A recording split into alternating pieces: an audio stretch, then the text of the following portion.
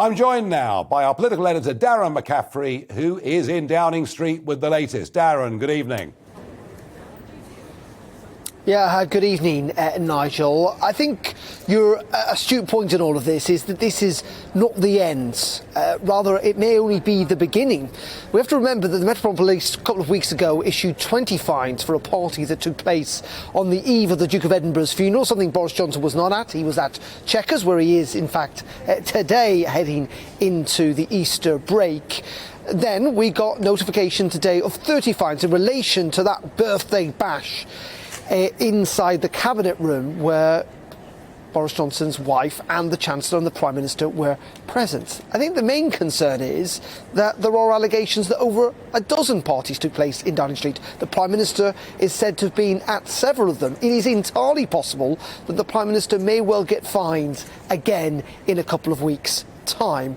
And that is, I think, where, yes, you're entirely right in saying that in many ways politics has very significantly moved on in the last 2 months since the heat of this story back at the end of January, start of February. But there, as I say, could be more fines. There could be pictures released of what went inside Downing Street. We have also still got to wait on Sue Gray's report, which could prove politically damaging. And all of this, while there will be an electoral test for the Conservative Party at the local elections next month. So the Prime Minister is safe for now. His critics, many of them who called for him to resign, are suggesting now is not the time, Nigel.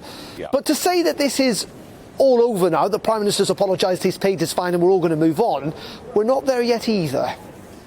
No, I don't think we are. And you mentioned there, Darren, photographs. Now, Dominic Cummings, and whatever we think of Dominic Cummings' motives, but it's Cummings himself, isn't it, who said there are 300 photographs of these parties. Do we expect Dominic Cummings to be releasing some of these to perhaps the Sunday newspapers?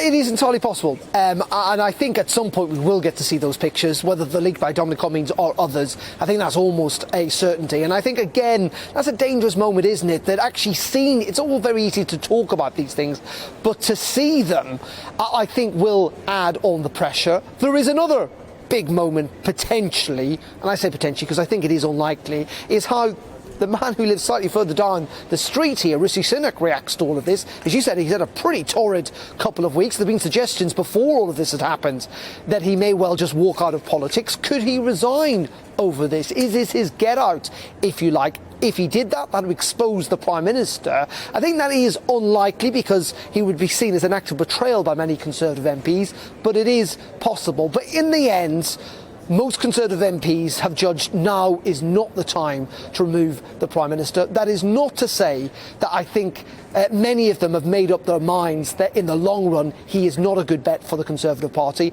And if there is one thing that Boris Johnson is very good at, is essentially setting his own landmines and then slightly blowing himself up over them. And I think that's the concern, is that even if he manages to get through this latest scandal to the Partygate, who knows what will happen further down the line.